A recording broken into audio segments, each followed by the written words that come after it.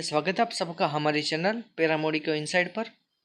आज बिल्कुल सही टॉपिक के साथ हम मिले हैं। बहुत इंपॉर्टेंट टॉपिक है एग्जाम पॉइंट ऑफ व्यू से, एज वेल एज अगर आप क्लिनिकल में पोस्टिंग है तो भी आपको बहुत ज़रूरी है कि अल्कोहल के क्या सिम्टम्स है, ठीक है, सब्सटेंस अब्यूज क्या होता है, वो सब आपको पता होना चाहिए।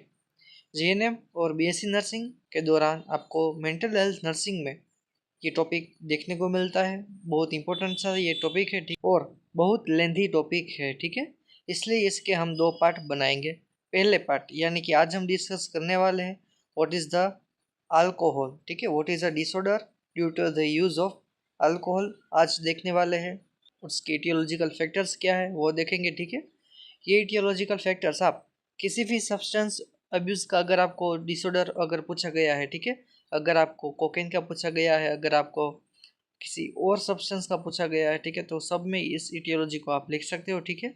तो पहले हम देखेंगे what is definition of alcohol use disorder की, फिर हम देखेंगे इटियोलॉजिकल फैक्टर्स, उसके बाद देखेंगे हम what is the properties of alcohol, उसके बाद देखने वाले हैं what is the prevalence and incidence, and last में आज हम देखने वाले हैं आईसीडी क्लासिफिकेशन, ठीक है।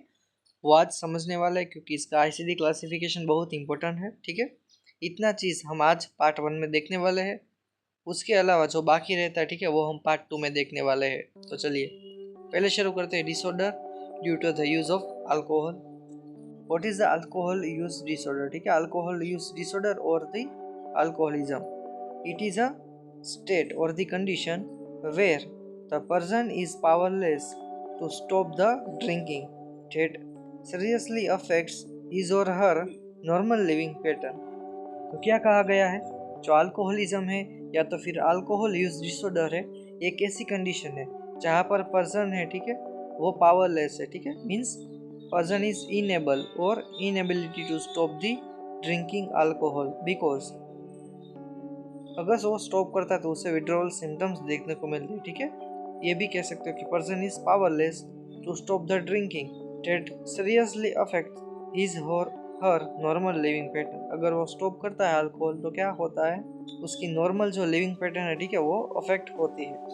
ये कहा गया था नेशनल काउंसिल ऑन अल्कोहलिज्म, ठीक है, इन लोगों ने कहा गया है इस प्रकार का स्टेटमेंट। दूसरा देख लेते क्या है, इम्पेयर्ड एबिलिटी, ठीक है, इम्पेयर्ड एबिलिटी और इनएबिलिटी दोनों वर्ड्स यहाँ पर आप यूज कर सकते हो। क्या है इम्पेयर्ड एबिलिटी और इनएबिलिटी टू स्टॉप और control alcohol use despite adverse social occupational health consequences, ठीक है, बहुत इंपॉर्टेंट स्टेटमेंट है ये भी आपको याद रखना है, ठीक है। क्या है इनएबिलिटी और इम्पेयर्ड एबिलिटी टू स्टॉप और कंट्रोल अल्कोहल, ठीक है, पर्सन की एबिलिटी ही नहीं है कि वो स्टॉप कर पाए अल्कोहल को, ठीक है।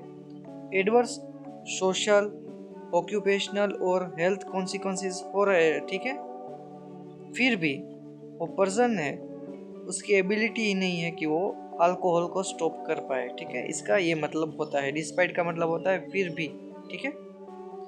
पेशेंट को क्या है already social occupational health consequences, ठीक है, ये सब हो रहा है, ठीक है, फिर भी, ठीक है, फिर भी means despite impaired ability to stop alcohol, ठीक है, ये सब हो रहा है फिर भी पेशेंट स्टॉप नहीं कर पाता है इनटेक ऑफ अल्कोहल को, ठीक है।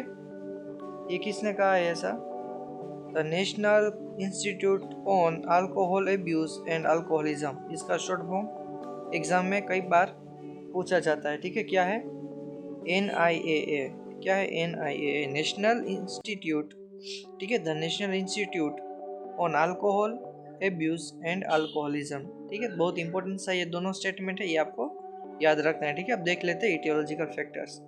आज हम जो सीखने वाले, ठीक है, ट्राई करेंगे कि आपको अप्रोप्रिएट पिक्चर्स भी दे ताकि आप अच्छे से उसे कैचअप कर सको। तो चलिए इटियोलॉजिकल फैक्टर्स देख लेते हैं। पहले आता है बायोलॉजिकल फैक्टर्स, ठीक है।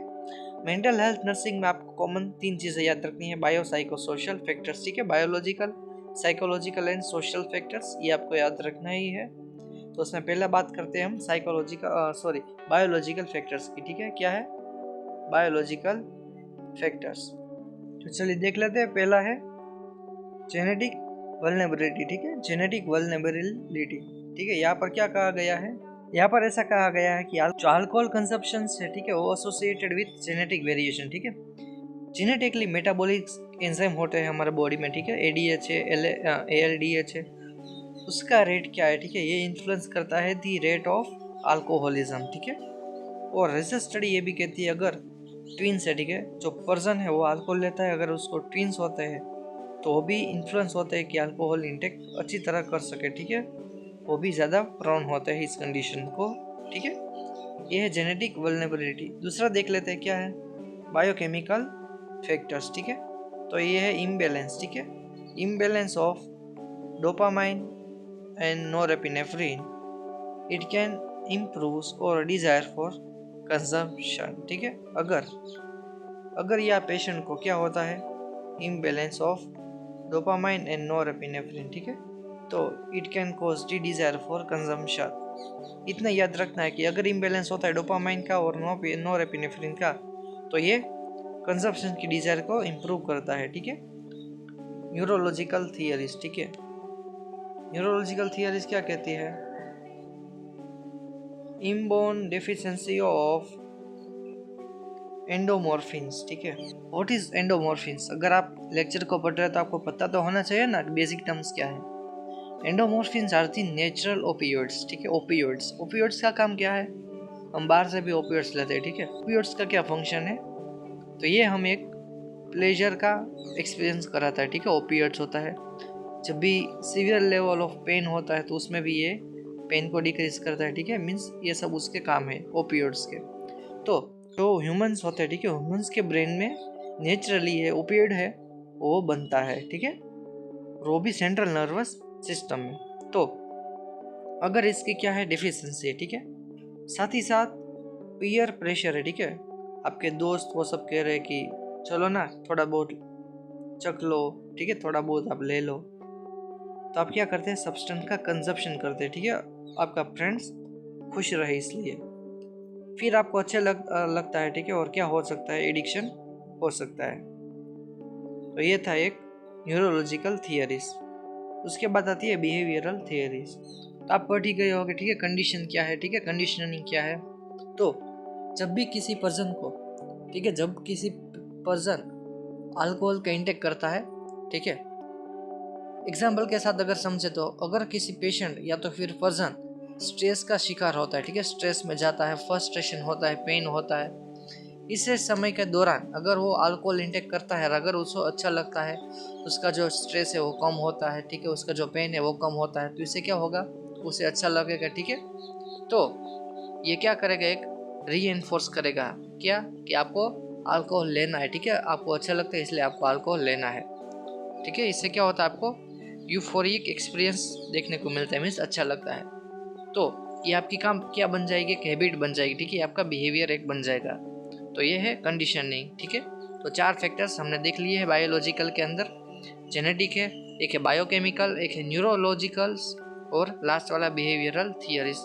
ये आप साइकोलॉजिकल में भी लिख सकते हो, ठीक है। तो चलिए, जेनेटिक में क्या था, एक एंजाइम हो रहती है एडीएच है, एएलडीएच है, अगर इसका कुछ कमी रहती है या तो फिर ओवर एक्टिविटी रहती है तो इसके कारण भी अल्कोहल इंटेक इन्फ्लुएंस होता है। दूसरा है बायोकेमिकल, जिसमें इम्बैलेंस होता है डोपामाइन का, नोरेपिनेफ्रिन का, तो ये क्या करता है, डिजायर करता है अल्कोहल की।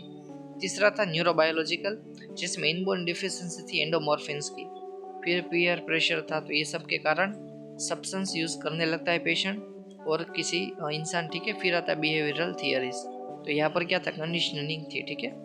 आगे बढ़ते हैं, चलिए, यहाँ पर आता है पहला साइकोलॉजिकल फैक्टर्स, ठीक है। साइकोलॉजिकल फैक्टर्स के अंदर क्या है, सेंस ऑफ इन्फीरियोरिटी, ठीक है, अगर उसे हमेशा ऐसे लगता है कि मैं सबसे छोटा हूँ, मेरी कोई सुनता नहीं है, ठीक है, अगर ऐसा सब उसे फील होता है तो यहाँ पर चांसेस है कि पर्सन अल्कोहल इंटेक कर सकता है, ठीक है, किसी भी सब्सटेंस इंड्यूस में जा सकता है, ठीक है।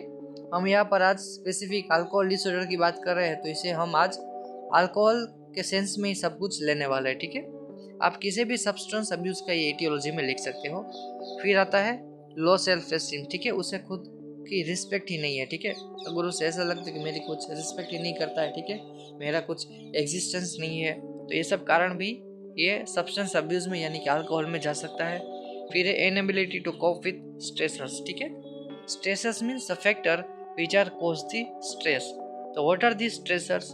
अगर जॉब चली गई है, फाइनेंशियल लॉस हो गया, ठीक है, किसी पर्सन की डेथ हो गई, ठीक है, जिसे वो लव करता था, तो ये सब क्या है? स्ट्रेसर्स है। अगर इसका ज़्यादा सर प्रभाव पड़ता है उस इंसान के ऊपर, तो वो चांसेस है कि अल्कोहल इंटेक कर सकता है, ठीक है, अगर वो कोप नहीं कर पाता है तो।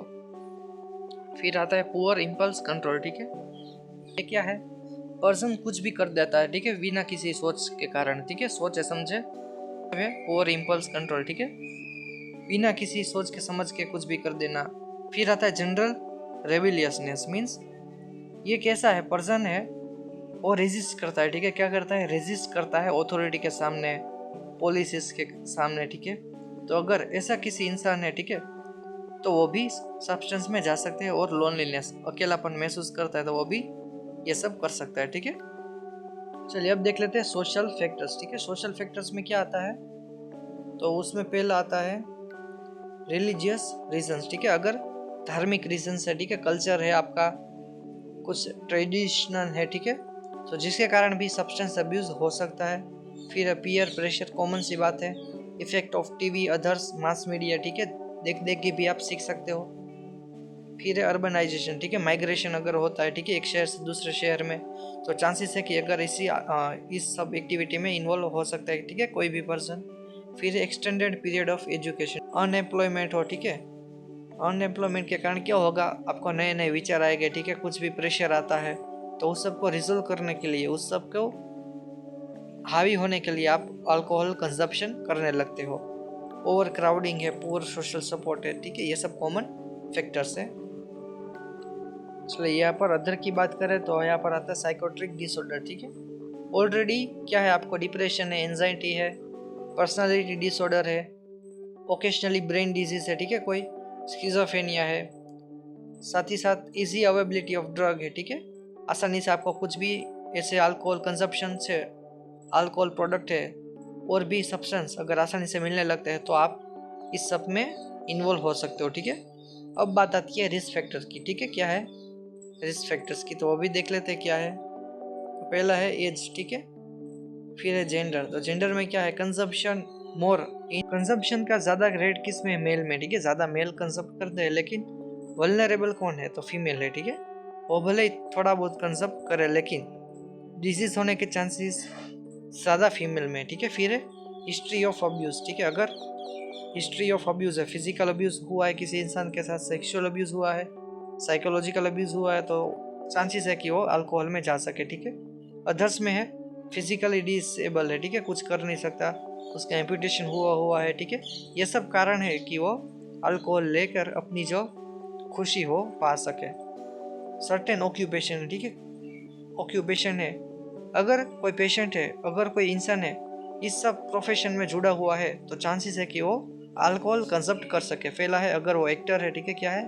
अगर वो एक्टर है, बिजनेसमैन है, सेल्समैन है, ड्राइवर है, एंटरटेनर है, तो ये सब अल्कोहल जैसी सब्सटेंस अब्यूज में जा सकते हैं, ठीक है। तो चलिए देख लेते हैं what is the properties of alcohol, ठीक है, व्हाट इज द प्रॉपर्टीज क्या है अल्कोहल की, वो पहले देख लेते हैं। तो अल्कोहल क्या है? It is a clear colour liquid है, क्या है? क्लियर कलर लिक्विड है, जिसका कोई कलर नहीं है, with a strong burning taste, ठीक है। अगर पहली बार किसी इंसान इसे इंटेक करता है तो उसे जला जला लेता है अपनी इसोफेगस में, ठीक है।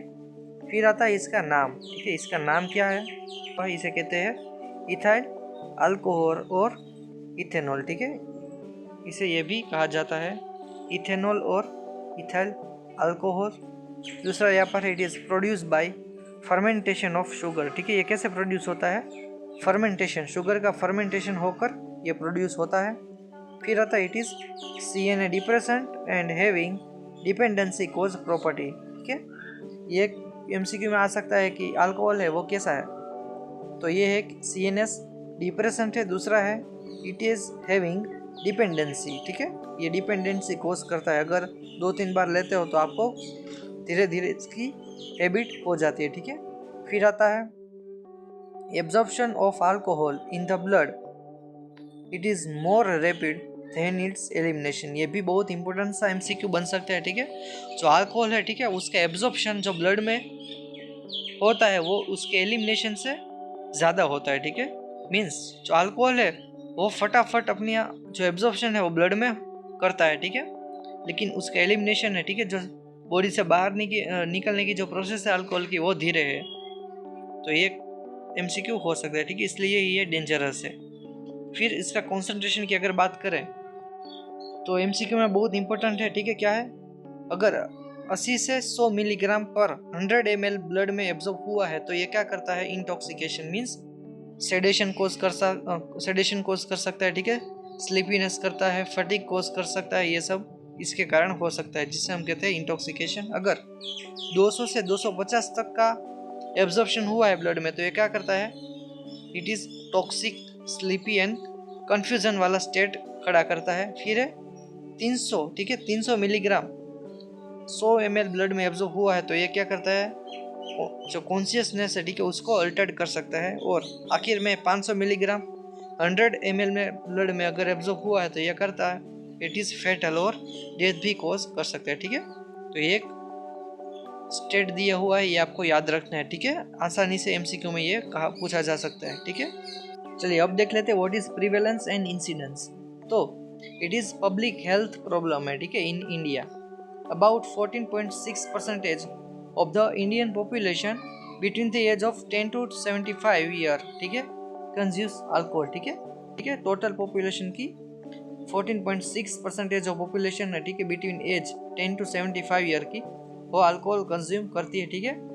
Every third alcohol user in India requires medical help for alcohol related problem, ठीक है, उसमें से, ठीक है, उसमें से भी जो तीसरा पर्सन है, 3% अल्कोहल कंज्यूम करते हैं, उसमें जो तीसरा पर्सन है अल्कोहल यूज वाला उसे मेडिकल रिक्वायर पड़ती है, ठीक है, मेडिकल की नीड होती है। ये था प्रिवेलेंस एंड इंसिडेंस। तो चलिए आज हम देख लेते हैं व्हाट इज आईसीडी क्लासिफिकेशन, ठीक है। आईसीडी क्लासिफिकेशन में हम टोटल क्लास देखेंगे 7, ठीक है, टोटल 7 क्लासिफिकेशन आज देखने वाले हैं। सभी क्लासिफिकेशन इंपॉर्टेंट है, ठीक है, एग्जाम पॉइंट ऑफ व्यू से बात करें तो शॉर्ट नोट में भी पूछे जा सकते हैं, ठीक है। तो चलिए स्टेप बाय स्टेप देखने वाले हैं। तो यहाँ पर पहला क्लास है, ठीक है, 6C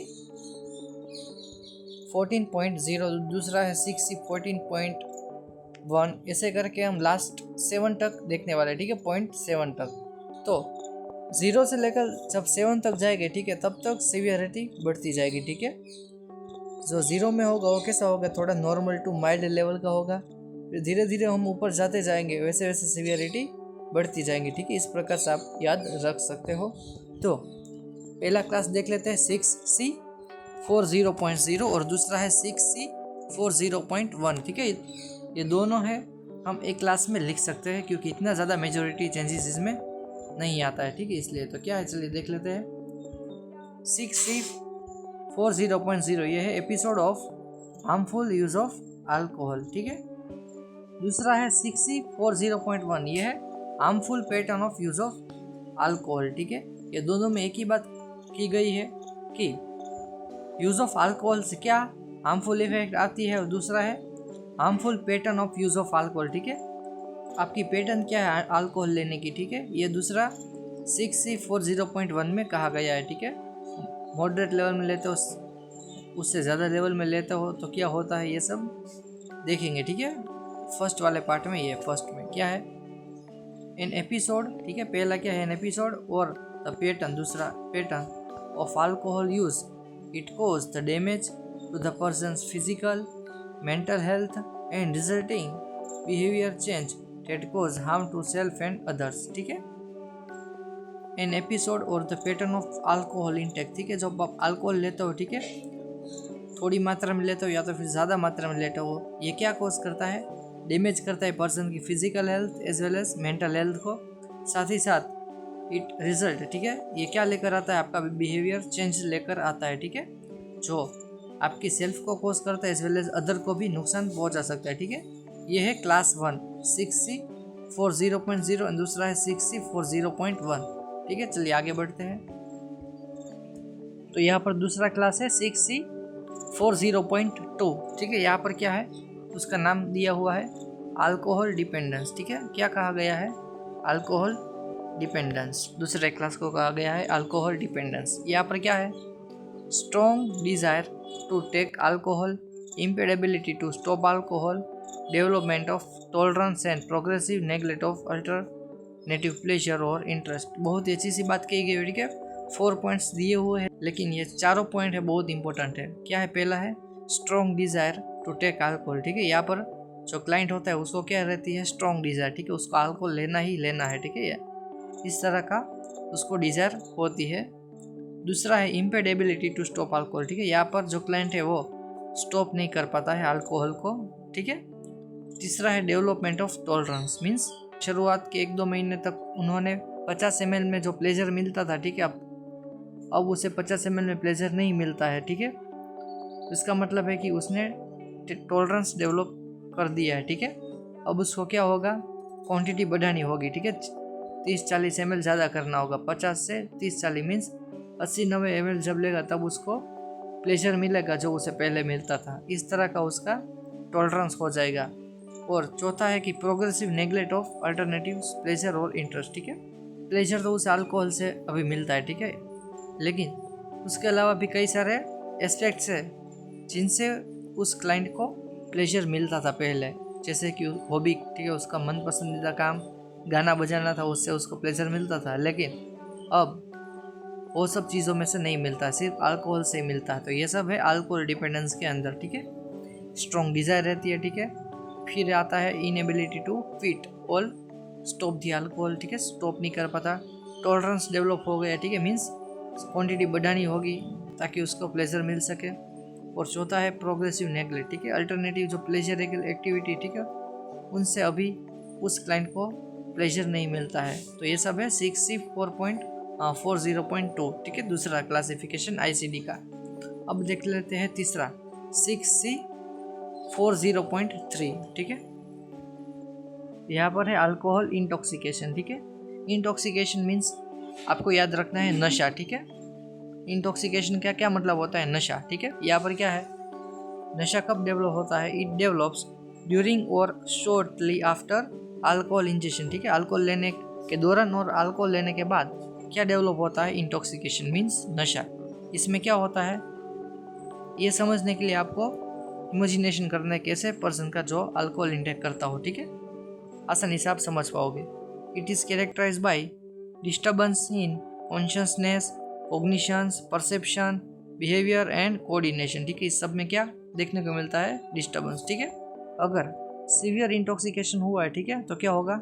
स्टूपर और कोमा भी हो सकता है। मीन्स अगर आप उस क्लाइंट को कुछ बोलो, ठीक है, तो वो आपके तरफ देखेगा लेकिन कुछ बोलेगा नहीं, ठीक है, अनकॉन्शियस जैसा बिहेव करने लगेगा। तो ये सब था 6C40.3 अल्कोहल इंटॉक्सिकेशन के अंदर, ठीक है। तो पहले हमने बात की अल्कोहल डिपेंडेंस की, उसके बाद हमने देखा अल्कोहल इंटॉक्सिकेशन मीन्स नशा चढ़ गया। अब उस सब कंडीशन से पेशेंट को क्या हो गया? तलब लग गई, ठीक है। अगर अब वो अल्कोहल छोड़ेगा तो क्या देखने को मिलेंगे? विड्रॉल सिम्टम्स देखने को मिलेंगे, ठीक है। तो चलिए वो देख लेते क्या है। 6C40.4 यहाँ पर है अल्कोहल विड्रॉल, ठीक है। आफ्टर प्रोलॉन्ग, ठीक है, प्रोलॉन्ग मीन्स काफ़ी समय से, after prolong consumption of alcohol, ठीक है, अगर वो स्टॉप करेगा, ठीक है, स्टॉप कोज विड्रॉल सिम्टम्स, ठीक है, अगर वो अल्कोहल स्टॉप करेगा अभी तो क्या होगा? विड्रॉल सिम्टम्स देखने को मिलेंगे, ठीक है। It usually symptoms develop about 24 to 35 means 1 या 2 दिन में देखने को मिलते, ठीक है। लास्ट आपने जो ड्रिंक किया था उसके बाद 24 घंटे या तो 35 घंटे के अंदर विड्रॉल सिम्टम्स आप देख पाओगे। आफ्टर अल्कोहल स्टॉप करने के बाद, ठीक है, अल्कोहल स्टॉप करने के बाद क्या होता है? During this period inhibition of brain activity, ठीक है, जो ब्रेन की जो एक्टिविटी, ठीक है, उसको जो मैसेज मिलना था, ठीक है, अल्कोहल पीने के बाद, ड्रिंक करने के बाद, वो कुछ भी मैसेज वहाँ पर नहीं पहुँचता है, ठीक है। इसलिए inhibition of brain activity, brain की एक्टिविटी स्टॉप हो जाती है। Over production of stress hormone, ठीक है, स्ट्रेस हार्मोन है उसका प्रोडक्शन ज़्यादा होने लगता है। CNS बिकम ओवर एक्साइटेड, ठीक है, क्या होता है? अब ओवर एक्साइटेड हो जाता है इसके कारण। तो what are the withdrawal symptoms, वो एक बार देख लेते क्या है। ट्रेमर्स देखने को मिलते हैं, नोजिया, वोमिटिंग है, वीकनेस है, इरिटेबिलिटी है, insomnia, anxiety, agitation, decreased or we can say the depressed mood, ठीक है। साथ ही साथ विजुअल, टेक्टाइल, ऑडिटरी, हेलुसिनेशन सब देखने को मिलते हैं, ठीक है। ये सब थे विड्रोवल सिम्टम्स। तो हमने देखा था ऊपर अल्कोहल विड्रॉल, ठीक है। तो अल्कोहल विड्रॉल का एक आगे बढ़कर एक स्टेज आता है जो काफ़ी सीवियर होता है, जिसे हम कहते हैं अल्कोहल इंड्यूस डिलीरियम, ठीक है। तो उसे हम क्लासीफाई करते हैं 6C40.5 के अंदर, ठीक है। क्या है? अल्कोहल इंड्यूस डिलीरियम, ठीक है। यहाँ पर क्या है? It is also called delirium tremens, ठीक है। इसे क्या कहा जाता है? डिलीरियम ट्रीमेंस कहा जाता है। और मेनिया इन पोतु, ठीक है, ये भी कहा जाता है। ये एमसीक्यू पॉइंट ऑफ व्यू से बहुत इंपॉर्टेंट है और काफ़ी सीवियर फॉर्म है अल्कोहल विड्रॉल का, ठीक है। क्या कहा जाता है? डिलीरियम ट्रीमेंस और मेनिया इन पोतु, ठीक है। ये क्या है? It is most severe form of alcohol withdrawal और इट इज़ मेडिकल इमरजेंसी, ठीक है। कब डेवलप होती है? 2 to 5 days after stopping the alcohol consumption, ठीक है। अल्कोहल कंजप्शन छोड़ने के 2 से 5 दिन के बाद ये डेवलप हो सकता है, ठीक है। ये कैसे कैरेक्टराइज होता है वो भी देख लेते हैं। तो चलिए, ये characterise by clouding of consciousness, ठीक है। कॉन्शियसनेस क्या हो सकती है? अल्टर्ड हो सकती है। डिसओरिएंटेशन, टाइम एंड प्लेस, उसको पता नहीं होता है क्या टाइम है क्या प्लेस है। Poor attention span means concentration नहीं हो पाता। हेलुसिनेशन देखने को मिलता है। एजिटेशन है। शाउटिंग, ठीक है, चिल्लाता रहता है। डिल्यूजन्स मीन्स फॉल्स बिलीव होने लगता है। इंसोम्निया है। फिर है ऑटोनोमिक डिस्टर्बेंस, सच एज कैसे ऑटोनोमिक? प्यूपिलरी डायलेटेशन होने लगता है, ठीक है। Pupillary dilatation, increase blood pressure, tachycardia है, फीवर है, स्वेटिंग, वो सब देखने को मिलते हैं, ठीक है। लास्ट में कोमा और डेथ भी हो सकती है, ठीक है। तो ये सब है विड्रॉल सिम्टम्स। किसके अंदर आते हैं? डिलीरियम ट्रीमेंस के अंदर, ठीक है। अब यहाँ पर आता है 6, कौन सा? 6C40.6, ठीक है। यहाँ पर है अल्कोहल इंड्यूस साइकोटिक डिसऑर्डर। सीधी सी बात है, अल्कोहल के कारण अब साइकोटिक सिम्टम्स भी देखने को मिलते हैं, ठीक है। क्या है? It is a group of psychotic symptoms that appear during और after heavy consumption of alcohol, ठीक है। जब आप बहुत ज़्यादा अल्कोहल कंजप्ट कर लेते हो, ठीक है, उसके बाद आपको साइकोटिक सिम्टम्स देखने को मिलते हैं, ठीक है। कौन से? हेलुसिनेशन है, परसेप्चुअल डिस्टर्बेंस है, पैरानॉइड डिल्यूजन मीन्स आपको लगता है कि आप पुनीश भगवान है, ठीक है, इस टाइप का पैरानॉइड डिल्यूजन। साइकोमोटर डिस्टर्बेंस है, क्लाउडिंग ऑफ कॉन्शियसनेस, ये सब देखने को मिलता है, ठीक है। तो चलिए, ये है लास्ट वाला, ठीक है, देख लेते हैं। तो लास्ट वाला ये है other alcohol induce disorder means other. उसमें क्या इंक्लूड होता है? Alcohol induce mood disorder include हो सकता है, ठीक है। एंजाइटी डिसऑर्डर भी यहाँ पर इंक्लूड हो सकते हैं। तो यहाँ पर आईसीडी क्लासिफिकेशन है वो कंप्लीट हो जाता है, ठीक है। अब देख लेते हैं अदर के अंदर क्या आता है। एक ही है, ठीक है। क्या है? अल्कोहलिक एमनेस्टिक सिंड्रोम, ठीक है। क्या है? Alcoholic amnestic syndrome. Amnestic means memory associated ये कंडीशन है। क्या है? It is a defect in recent memory. It can interfere with daily living and reduce ability to recall past experience, ठीक है। अल्कोहल एक्सेसिव लेने के कारण या तो फिर अल्कोहल स्टॉप करने के बाद विड्रॉल सिम्टम्स के रूप में आपको मेमोरी एसोसिएटेड प्रॉब्लम देखने को मिलती है, जिसके कारण आप पास्ट की जो हिस्ट्री है, ठीक है, रिकॉल नहीं कर पाते हैं, ठीक है। इसी से यूजली ओकर ड्यू टू थायामिन डेफिशिएंसी से कारण होता है, ठीक है। अल्कोहल क्या करता है? थायामिन की डेफिशिएंसी कोज करता है, जिसके कारण वर्निके कोर्साकॉफ सिंड्रोम भी देखने को मिलता है, ठीक है। तो ये था आईसीडी क्लासिफिकेशन। आज का वीडियो हमारा यहाँ पर ख़त्म होता है, ठीक है। अल्कोहल के बारे में बेसिक चीज़ें हमने जान ली है।